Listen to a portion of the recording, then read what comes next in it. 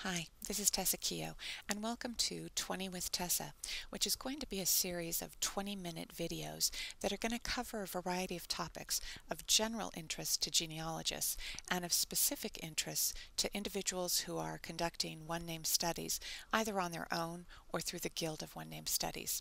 So, if you're thinking of registering your surname, or you're starting to collect data from various online resources, and you'd like some tips or tricks, or want to know what the best practices are, or have suggestions that you'd like to share, this is the place to be. We're going to be going over best practices for conducting your one-name study, and the point of all of this is that we don't want to reinvent the research wheel. So I hope you'll join in and watch the videos. Now, first off, it's probably important to review what exactly is a one-name study. Well, it's a study of a surname and its variants. Oftentimes it starts out local in nature.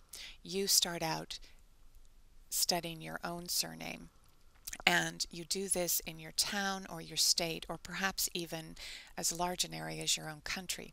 At some point, you're trying to find extended family members or other people that you don't know whether you're related to or not, but you all share the same surname. And that's the point where you go global in scope. What you're doing is you're trying to collect all occurrences of your surname wherever it occurs in time and in space. Oftentimes, members of the Guild are reconstructing family trees.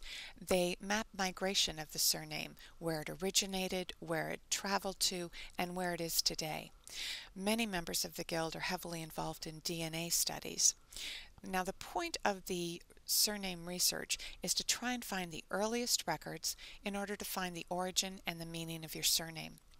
Oftentimes, these genealogists are able to help other people with the same surname because they've compiled the data from various resources and they're able to respond to inquiries.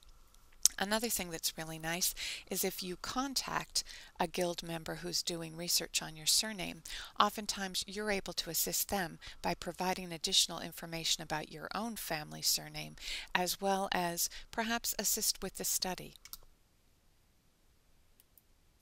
So, general areas that I plan to cover in these series of videos is an overview of a one-name study, a discussion of the Guild of One-Name Studies, both its website and its various resources. I want to talk a little bit about starting a one-name study as well as growing a one-name study. I plan to have some tips and suggestions for using spreadsheets and genealogy database programs with your one-name study. And it's always helpful to discuss how you can find everything on your computer and at your desk.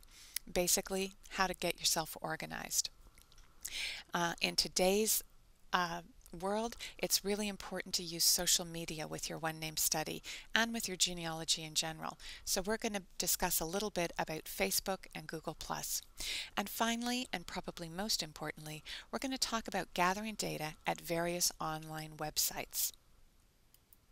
So, if you have any ideas or questions, any suggestions for other areas that you'd like me to cover, or if you have any specific questions after you've watched one of the videos, feel free to leave a comment here at YouTube, send me an email at tessa.keogh@one-name.org, or you could send me a message on Google+, and you can also check out the Guild website at www.one-name.org. Finally, you can always visit the Guild at its Facebook page or its Google+ page. And the Guild is pretty involved now with the Google+ page, so we have monthly hangouts, and you're more than welcome to join us. So, thanks for watching, and all the best with your studies.